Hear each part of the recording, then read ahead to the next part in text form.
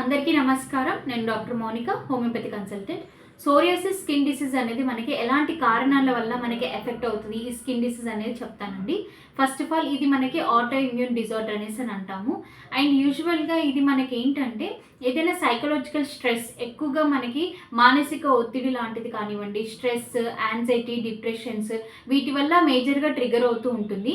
And ఇంకొకటి వచ్చేసి మనకి మేజర్గా కూడా హెరిడిటరీ ఇష్యూస్, ఏదైనా జెనెటికల్ హిస్టరీ ఏదైనా ఉంటే కనుక ఫ్యామిలీ హిస్టరీ వల్ల కూడా రావడానికి ఛాన్స్ అనేది ఉంటుందండి.